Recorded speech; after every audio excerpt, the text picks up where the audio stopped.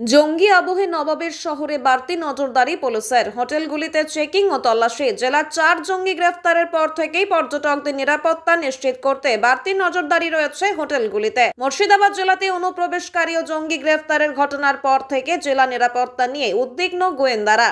পর্যটকদের নিরাপত্তা নিশ্চিত করতে শহর জুড়ে তল্লাশির পাশাপাশি হোটেলগুলিতে পর্যটকদের সাথে কথা বলেন পুলিশ আধিকারিকরা। নবাবের জেলা মুর্শিদাবাদ, শীতের মরশুম পর্যটকের ঠাসা থাকে মুর্শিদাবাদ শহর। জেলা থেকে রাজ্য, দেশ বিদেশ থেকে পর্যটকরা এই জেলায়। মুর্শিদাবাদ থেকে জঙ্গি গ্রেফতার ও একের পর এক অনুপ্রবেশকারী গ্রেফতারের পর থেকে উদ্বেগ বেড়েছে জেলা জুড়ে। শহরের নিরাপত্তা ও পর্যটকের নিরাপত্তা নিশ্চিত করতে এদিন রাতে লালবাগের মতিঝিল থেকে মুর্শিদাবাদের হাজারদুয়ারি সংলগ্ন হোটেলগুলিতে তল্লাশি চালায় ও রেজিস্টারগুলি খতিয়ে দেখে। অপ্রীতিকর কিছু নজরে পড়লে পুলিশকে খবর দেওয়ার জন্য আবেদন করেন।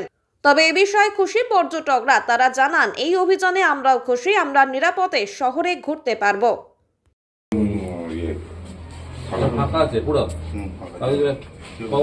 নবাবের শহরে এসেছি, সবাই ফ্যামিলি মিলে আমরা এসেছি মেদিনীপুর থেকে। আমি দীনেশ চক্রবর্তী বলছি।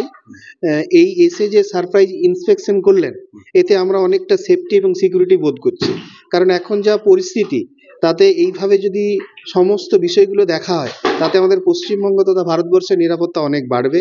এটা আমাদের কাছে ভীষণ আশাপ্রদ। এই মুর্শিদাবাদ থানার প্রতি মুর্শিদাবাদ নিয়ে একটা উদ্বেগ রয়েছে সেই জায়গায়। অবশ্যই মুর্শিদাবাদ নিয়ে তো উদ্বেগ আছেই।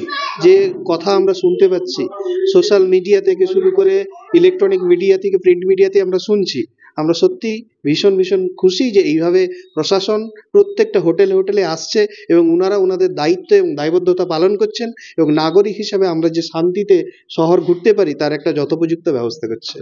আমার নাম দীনেশ চক্রবর্তী, মেদিনীপুর থেকে এসেছি।